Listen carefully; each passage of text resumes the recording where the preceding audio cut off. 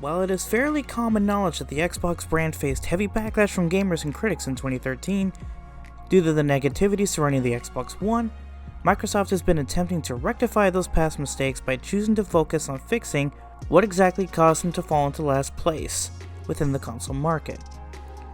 With consumer-friendly decisions such as the backwards compatibility program, delivering the most powerful console with the Xbox Series X, and fueling an endless supply of unique and intriguing content into Xbox Game Pass, Microsoft has been slowly earning back the trust of gamers and critics in an unprecedented manner. And while Microsoft has been attempting to push the industry forward with ideas such as cloud gaming, there has been a consistent complaint within the Xbox community and the gaming industry at large: the complete lack of first-party games. When Microsoft had launched the Xbox One in 2013, the platform holder only had 6 first-party studios under the Xbox banner. 343 Industries, the studio in charge of the Halo franchise, the Coalition, who is currently in charge of the Gears of War IP, Rare, who has made fantastic games such as Conquer and Banjo-Kazooie, Turn 10 Studios, the developers of the Forza Motorsport games, Twisted Pixel Games, a studio who became independent in 2015 that worked on games such as Explosion Man, and Lionhead Studios, creators of the Fable franchise, which became defunct and shuttered in 2016. But even with the 6 studios Microsoft did own at the time, not every game developed was a success with critics or fans. Halo 5 was majorly panned by critics and gamers alike for its treatment of Master Chief and the Halo IP as a whole. The Forza series would soon become a recurring joke as the only high-quality franchise Microsoft actually had, and Twisted Pixel, alongside Lionhead, never truly had an opportunity to shine and spread their creative wings. Third-party exclusives unfortunately also suffered as a result as well. Despite Insomniac Games developing and delivering an astonishing original game with Sunset Overdrive, the game struggled to find an audience at launch. The same could also be said for games such as Rise Son of Rome, developed by Crytek, Quantum Break, developed by Remedy Entertainment, and Crackdown 3, developed by Sumo Digital, while games such as Ori franchise, developed by Moon Studios, have fallen under the much appreciated niche genre.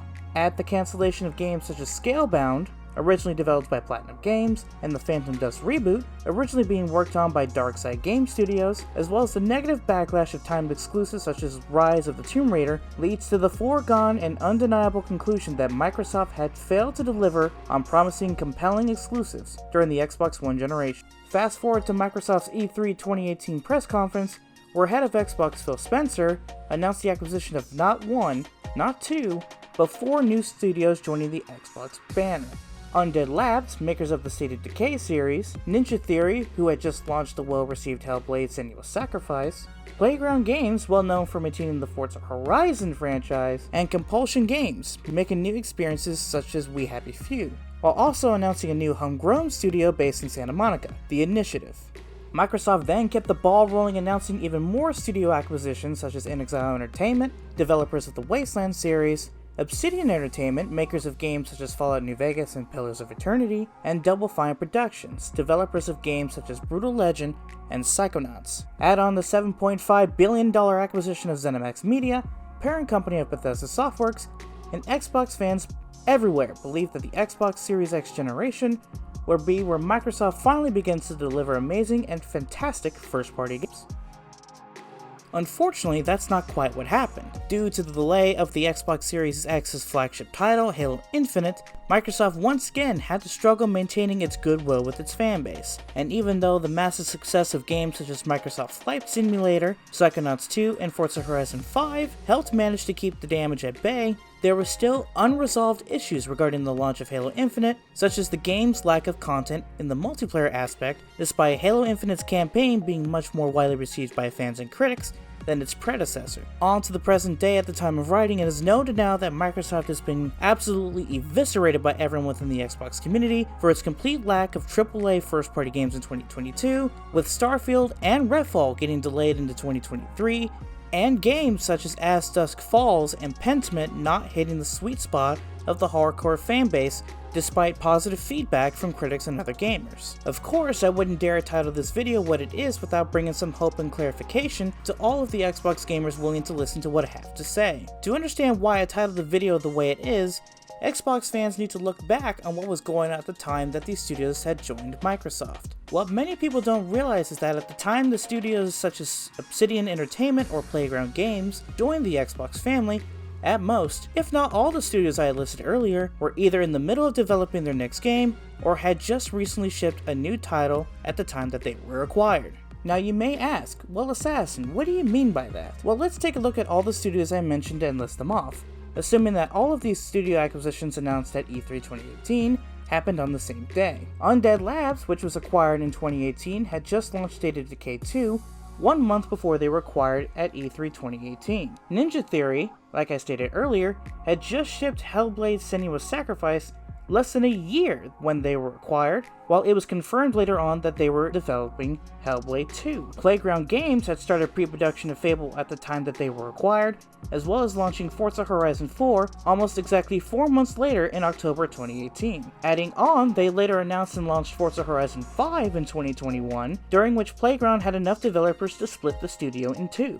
One team working on Fable, the other one on the Forza Horizon franchise. Compulsion Games, also acquired in 2018, launched We Happy Few a little under 2 months after being acquired by Microsoft. inXile Entertainment, acquired in late 2018, was deep in development of Wasteland 3, which later launched in August 2020. Obsidian Entertainment, also acquired in late 2018, has just released Pillars of Eternity 2 Dreadfire earlier in the year, while also developing The Outer Worlds, a multi-platform RPG being published by the Private Division almost 1 year later. Finally, Double Fine Productions, acquired in early 2019, were halfway through development of Psychonauts 2, which had just released in August 2021. Given all this information, and the fact that video game development can take as long as 4, 5, or even 6 years, it is not out of the realm of possibility that games announced by Microsoft, such as Avowed or State of Decay 3, could not launch within the next 18 months. If not to give a release window, then to finally show much needed gameplay of other anticipated titles, such as Fable. When you add that studios such as Compulsion Games and inXile Entertainment haven't fully revealed what they are working on either, it is also safe to assume those two studios specifically are possibly getting ready to show what they have been working on over the past 4 to 5 years. To conclude, it is completely possible that my predictions of what the future holds for Xbox is entirely wrong, and I am absolutely willing to accept that possibility should I actually be proven so. With all of Xbox's anticipated titles seemingly disappearing from the spotlight seems to paint a grim future for the platform holder, the upcoming releases of games such as Starfield, Redfall, and the Forza Motorsport reboot should at the very least give another glimpse at the light at the end of the tunnel. However, when you see the universal success of a game such as the recently released Hi-Fi Rush from Tango Gameworks, it's hard to deny Microsoft's acquisitions will begin to pay off. Regardless of what anyone believes, Microsoft has only one job to do now, to give Xbox gamers a definitive reason to jump into the Xbox Series generation. And it would be in Microsoft's best interest to continue its momentum sooner rather than later. To get our thoughts on current gaming industry trends and discussions, watch our weekly podcast, the Renegade Realm Podcast. And for more gaming opinions, news, and just overall gaming fun, we will see you next time. Keep gaming, everyone. Bye-bye.